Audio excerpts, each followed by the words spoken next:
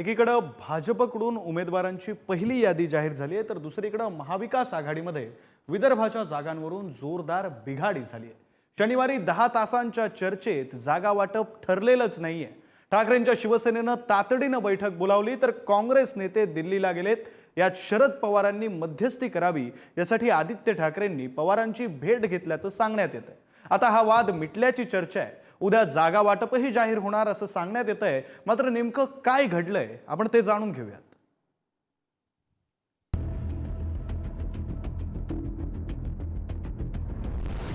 महाविकास आघाडी आणि महायुती असा संघर्ष महाराष्ट्रात आहे। यात संघर्षाच्या भोवती लोकसभा निवडणूक झाली आणि आता याच संघर्षाच्या भोवती राज्यात विधानसभेचे पडघम वाजतायत। पण यातल्या महाविकास आघाडीतच सध्या संघर्षाची ठिणगी पडली आहे आणि तिचा भडका उडतो की काय अशी स्थिती निर्माण झाली आहे। संजय राऊत यांनी आज 2 प्रतिक्रिया दिल्या, ज्यातून महाविकास आघाडीत नेमकं चाललंय काय हा प्रश्न पडेल। शिवसेना ज्या अर्थी मातोश्रीवरात तातडीची नेत्यांची बैठक होते त्या अर्थी हा विषय महत्त्वाचा आणि गंभीर आहे। राऊत एकीकडे माध्यमांना प्रतिक्रिया देत होते, तेव्हाच महाविकास आघाडीबाबत दिवसभर 3 ठिकाणी खल सुरू होता। ठाकरे मातोश्रीवर तातडीची बैठक घेत होते, तिकडे वायबी चव्हाण सेंटरवर पवारांचं मंथन सुरू होतं, जिथे आदित्य ठाकरेंच्या एंट्रीनं भुवया उंचावल्या होत्या। तर दिल्लीत काँग्रेसचे राज्यातले दिग्गज पोहोचल्यानं लक्ष वेधलं होतं। जागा वाटपासंदर्भात जो वाद सुरू आहे त्या वादासंदर्भात या बैठकीमध्ये चर्चा झाली की आपण आपली पुढची भूमिका ती काय असली पाहिजे। त्याचबरोबर आपण पाहिलं पुढील जी प्रचार सभा असेल या इतर ज्या निवडणुकीच्या रणनीती असेल त्या संदर्भात देखील या बैठकामध्ये या बैठकीमध्ये आहे ती चर्चा झाली। महत्त्वाचं म्हणजे पाहिलं ज्या आमदारांकडून देखील पक्षप्रमुखांकडे मागणी करण्यात आली आहे की ज्या उमेदवाराची उमेदवारी निश्चित आहे ती उमेदवारी लवकरात लवकर जाहीर करावी अशी मागणी देखील आमदारांकडून करण्यात आली। खासदार संजय राऊत तर खासदार अनिल देसाई जे ठाकरेंच्या शिवसेनेची धुरा महाविकास आघाडीच्या जागा वाटपाच्या बैठकीत सांभाळतात, त्यांची सुद्धा उपस्थिती आपल्याला शरद पवारांच्या बैठकीत किंवा शरद पवारांच्या भेटीसाठी येताना पाहायला मिळतात। त्यामुळे काँग्रेसचे नेते किंवा काँग्रेसचे जागा वाटपाची धुरा सांभाळणारे नेते महाराष्ट्रात नसताना ठाकरेंच्या शिवसेनेचे नेते किंवा मग एकंदरीत माजी मंत्री खासदार हे शरद पवारांना भेटायला नेमके काय येतात याचा प्रश्न आता जनतेसमोर किंवा महाविकास आघाडीच्या पदाधिकाऱ्यांसमोर पडलेला आपल्याला पाहायला मिळतोय। महाविकास आघाडीमध्ये सध्या दिसत असलेल्या बिघाडीला सुरुवात झाली ती 2 दिवसांपूर्वीच्या महाविकास आघाडीच्या पत्रकार परिषदेतून, जेव्हा उघड पटोले राऊतांच्या प्रश्नावरून भडकले। बहुत सी सीटों पर फैसला हुआ है, कुछ सीटें ऐसी है जिसके ऊपर फैसला नहीं हो रहा। अब टाइम कम है बहुत, तो महाराष्ट्र के नेता है वो निर्णय लेने में सक्षम नहीं है। ऐसा मुझे लगता है कि बार बार उनको दिल्ली में लिस्ट भेजनी पड़ती है, फिर चर्चा होती है।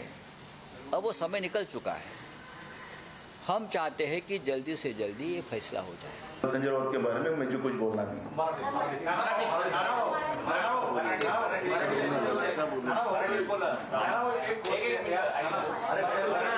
संजय राऊतांचं काय म्हणणं आहे नेमकं मला ते कळलं नाही, त्याच्यामुळे मला प्रतिक्रिया द्यायचं काही कारण नाही। एकीकडे काँग्रेस आणि ठाकरेंचे बडे नेते एकमेकांसोबत हे असं उघड बोलताना दिसले, तर तिकडे जागा वाटपांवरून दोन्ही पक्षांमधला संघर्षही लपलेला नाहीये। राजकारण वेगानं बदलतंय, आघाडीत प्रचंड उलथापालथ बघायला मिळते।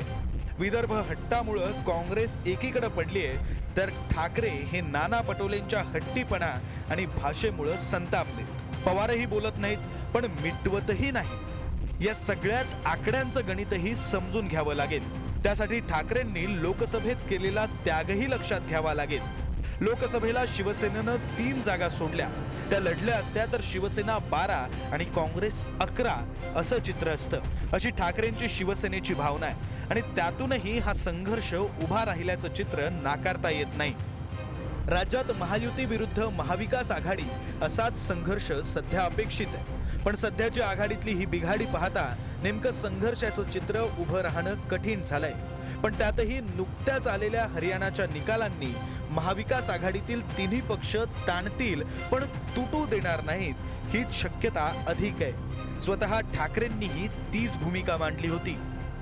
जागा वाटप हा तुम्हाला कल्पना आहे की एकापेक्षा जास्त पक्ष जेव्हा एकत्र येऊन निवडणूक लढवतात तेव्हा नाही म्हटलं तरी जागांच्या बाबतीत थोडीशी खेचाखेची होते, पण ती तुटेपर्यंत ताणायची नाही हे सगळ्या पक्षांनी लक्षात ठेवायला पाहिजे.